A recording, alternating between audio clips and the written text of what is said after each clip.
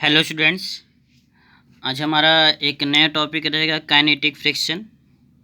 Previous classes में हमने static friction के बारे में पढ़ा, लिमिटिंग फ्रिक्शन के बारे में पढ़ा कि जब कोई बॉडी रेस्ट में रहता है उस समय उस बॉडी के ऊपर जो आपका फ्रिक्शनल फोर्स लगता है उससे हमने बोला था काइनेटिक फ्रिक्शन, और मैक्सिमम काइनेटिक फ्रिक्शन को हमने बोल दिया था लिमिटिंग फ्रिक्शन।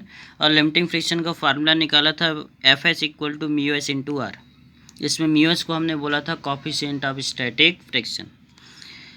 वैसे ही जब कोई बॉडी मोशन कर रहा होता है तो जिस प्लेन पर, जिस सरफेस पर मोशन कर रहा होता है उस सरफेस पर अपोजिट डायरेक्शन में, मोशन के अपोजिट डायरेक्शन में एक फोर्स लगता है जिसे हम बोलते हैं काइनेटिक फ्रिक्शन। मतलब the force of friction which comes into the play when a body is in a state of motion over the surface of another body is called kinetic friction. इसको हम denote करेंगे F के से।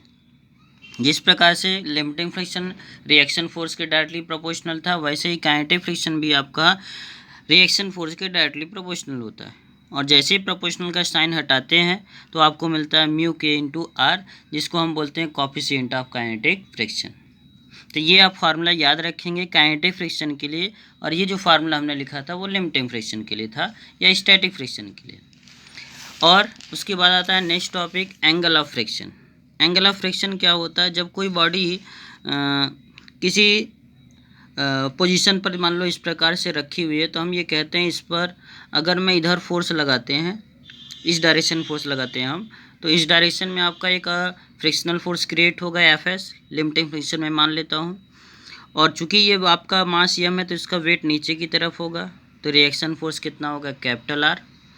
तो जब हम reaction force और frictional force का जो रिजल्टेंट निकालते हैं, रिएक्शन फोर्स और फ्रिक्शनल फोर्स Fs का जब रिजल्टेंट निकालते हैं S, तो वो जो रिजल्टेंट होता है रिएक्शन के साथ कुछ एंगल पर होता है जिसे हम बोलते हैं एंगल ऑफ फ्रिक्शन। तो हम बोलेंगे क्या? The angle of friction is depend as the angle which is resultant of limiting friction and reactant force या reaction force max with the normal reaction, it is denoted by theta. तो इसका मतलब इसी angle को, theta को ही हम क्या बोलते हैं? Angle of friction. अगर मैं इस एंगल के लिए देखूं तो ये वाला आपका परपेंडिकुलर होगा, ये वाला लाइन ये बेस हो जाएगा। तो हम इसमें फार्मूला लगा लेते हैं, tan theta equal to perpendicular upon base F S upon R. जो कि परपेंडिकुलर कौन है? ये है, और ये किसके इक्वल होगा? एफ एस के, और ये किसके इक्वल है? आर के। तो हम लिखेंगे क्या? Tan theta is equal to F S upon R. और हम सभी को पता है कि जो आपका एफ एस होता है म्यू एस इंटू आर होता है, आर कैंसिल हो गया, टेन थीटा इक्वल टू क्या हो गया? म्यू। तो हम ये कहते हैं जो कोफिशिएंट ऑफ स्टैटिक फ्रिक्शन होता है वो जो आपका एंगल है, एंगल ऑफ फ्रिक्शन उसके टेंजेंट के इक्वल होता है। Thank you.